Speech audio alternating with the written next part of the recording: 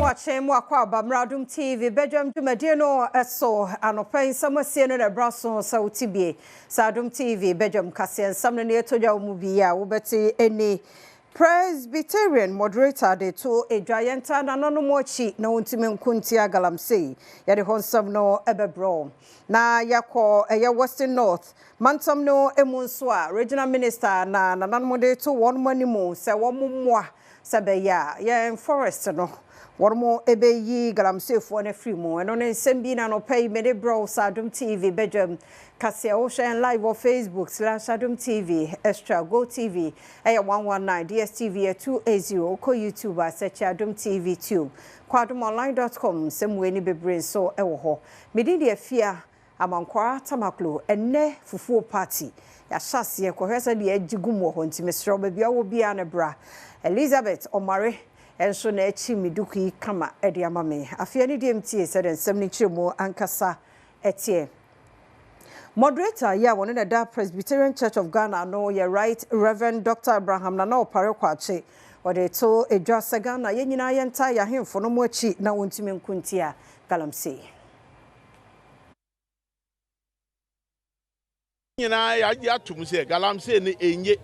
erikum oman no eresey oman no enye omanfo keke na esey na mom eresey oman no niam nyina yensu nyina ye basa ama eduampo a yeri di sese no wo se niam bia wewuremu a wanhwe ni ya ede oyare bebre yen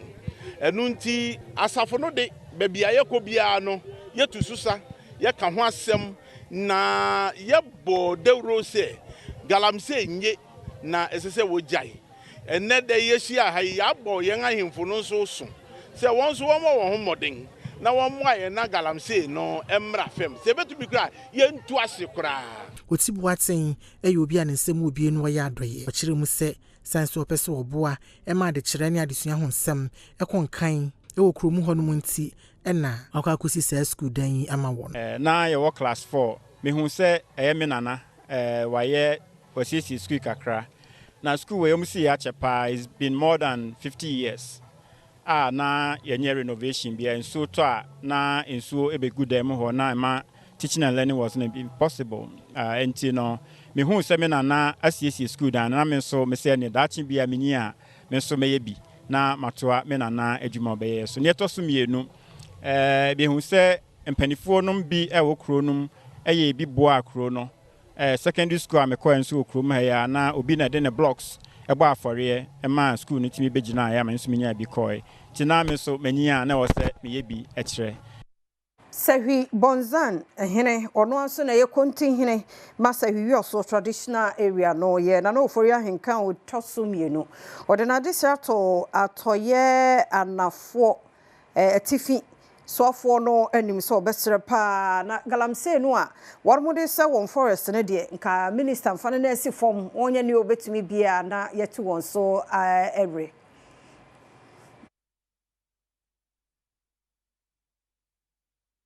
cannot sit down, fold our arms to look around for people to do anything that they want. That will not help us. That will take your image as well as your heart. I know it's very difficult, but you can do it. That is why the president looked around and he never chose anybody except you. He saw some uniqueness in you, so he knew very well that you can do it. Anu si yepe ena Robert Petibritum so yeti fimante muswafo editu dwa sesa no yeboni ya ekoso ni nyina no wo hyebo se obetu ho anamon a forest ya tese obi akoshi a tese ọmọ ma e ma ọmọ e wo tu se we ma ọmọ ma o ye na else yi enti na ọmọ yi musa se de waka na e kwa bia ya hwe do se prepare ye ayi ma e wo ma sia mo da ma me da amen Ghana Health Service say one more abo homode pa won botaya odisi wadi so say korela yade no ombe brase no hamunchemu ade okononkno de one more adru ho be na watch me ensani yente so bi afri mu esan korela nti Adom kase etwaso yi.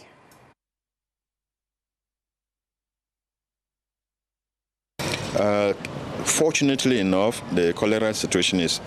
absolutely under control because we've also been able to achieve over 99% of the vaccination exercise that we undertook. And for the past 3 weeks, we've not had any death. In some of the places, we don't even have anyone admitted. And in the cases that we have admitted now are very mild. Interim National Director of World Vision Ghana no Ekasayimu and Wachirimu say World Vision Ghana wambota yene semanfo binyen supanum. And what items did you bring? We brought in water purification sachet for the purification of water to address cholera issues within certain communities. This is a temporary solution, but in our normal programs, we supply water by drilling boreholes, and I think over the past 40 years, we've built at least 5,000 boreholes in the country, in Ghana here.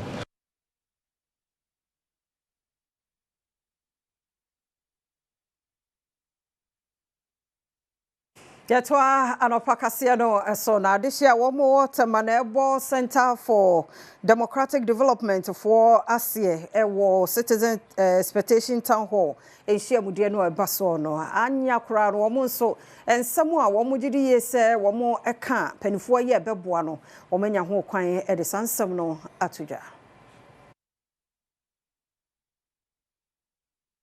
Say ye ndu ho ya bibi ha ya ye beka nti ye de say omuso di program ra bana ne ha ye bia yetim di ato omu ti say no ma ye kan bebre say no omutumi ye ma ya Ghana be best ye krom e be best country. I think this is what we call a proper participatory democracy in terms of organizing town halls. This is a very good initiative. Enwachi and a programs officer our CDD Vera Abna Adu HSC she musei woye de mama emobuno ene won mu asebe wadi dem sebe ya obi abetimi ede na dwenkyere abetuja ye hu se yehia omanfo no nyina ahwa na embimu issues ayora nti apese ye de friend no say specialized one nti ebehia mba no nko a nse mba no issues no bi wa ye different kakra